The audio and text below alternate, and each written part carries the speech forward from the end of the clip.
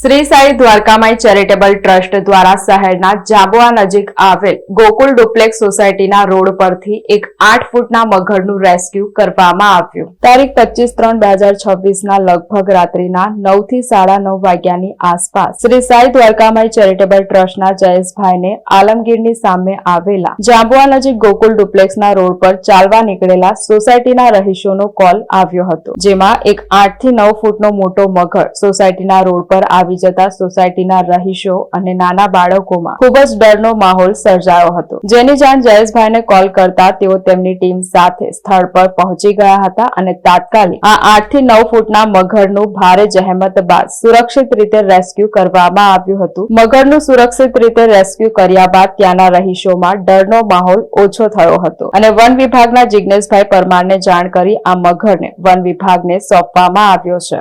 જાંબવા Gokul duplex આવેલા છે જાંબવાના border પર, જે જાંબવાના ગામ પૂરું થતાં જ આવે છે. ગોકુળ ડુપ્લેક્સ નવું ડેવલપમેન્ટ છે અને અહીંથી વિશ્વામિત્રી નદી 1-1.5 કિલોમીટર છે અને બાજુમાં એક તળાવ છે. બેના વચ્ચેનો ગેપ છે 1-1.5 કિલોમીટરનો. તો મહિના પહેલાં બી એક આવી રીતે સોસાયટીના રહીશો છે એ બધા હવે મેક્ઝિમમ બધા રહેવા આવી ગયા છે. તો એ લોકો આવા હમણાં તો જો ગરમીનો સમય છે એટલે બધા ચાલવા નીકળતા હોય, રેગ્યુલર પ્રમાણે એ લોકો એમના પોતાના રોડ પર ચાલતા નીકળતા હોય છે. અને આ બાજુમાં એક જગ્યા છે એ બિલ્ડરે કામ ચાલુ કર્યું છે. તો આજે ફરીથી આ મગર 8 થી 9 ફૂટનો છે એમની નજરે પડતા તેઓએ અમને ફોન કર્યો. અમે લોકો ખૂબ જ ઓછા સમયમાં અહીંયા આવી ગયા અને સોસાયટીના આ જે બધા રહીશો છે એ બધા કંઈ ને કંઈ ગભરાઈ જાય છે મગરોથી. તો અમે લોકોએ આ મગરને સારી રીતે રેસ્ક્યુ કર્યો છે અને વન વિભાગને હમણાં જાણ કરી છે. વન વિભાગ આવી જ રહી છે, વન વિભાગને સાથે રહીને આ કામ કર્યું છે.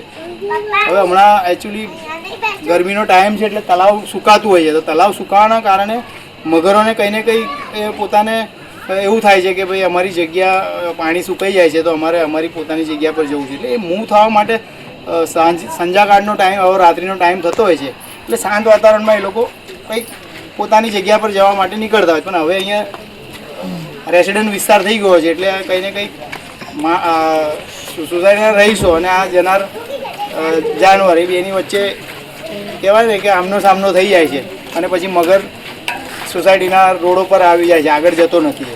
અને ઓલવેઝ આ લોકો બી બધા ગભરાઈ જાય છે એટલે આને સારી રીતે રેસ્ક્યુ કર્યો છે. હમણાં ઉનાળાની ઋતુ છે અને વારંવાર અમે લોકો કહીએ છીએ વડોદરા શહેરવાસીઓને કે મગરો વિશ્વામિત્રીની અંદર આપણી પાસે, આખા એશિયાની અંદર આપણી પાસે છે. મગરો કોઈ દિવસ હુમલો નથી કરતા, પણ ઘણીવાર જેટલા બી આપણા વિસ્તારના રહીશો છે એમના નાના બાળકો છે એ બધા ગાર્ડનમાં કે સોસાયટીની અંદર રમતા હોય તો આવી રીતે મગર આવી જાય એટલે એમને કંઈ ને કંઈ ડરનો માહોલ થાય છે.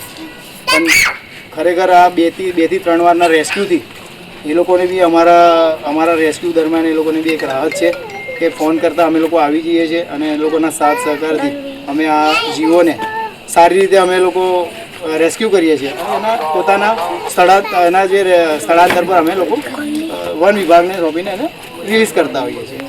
એટલે આ મીડિયા માધ્યમથી જાણ કરવા માગીએ છીએ કે બસ ત્યાં બી આવી રીતે આવા જીવો કદાચ આપણી નજર સમક્ષ આવી જાય તો બસ વન વિભાગ કાં તો અમારા જેવા એનજીઓને ફોન કરો અને એને જ્યાં લગીને અમે લોકો પહોંચીએ નહીં ત્યાં લગીને એને કોઈ પથ્થરા ના મારો, કોઈ હાર્મ ના કરો. બસ એને ખાલી દૂર રહીને તમારી પોતાનું સેફ સાઈડ રાખીને એને સાચવો. નાય તમને આને છેડવાની જરૂર કે નહીં પકડવાની જરૂર, જે તેનાથી તમારી પર હુમલો નહીં કરે.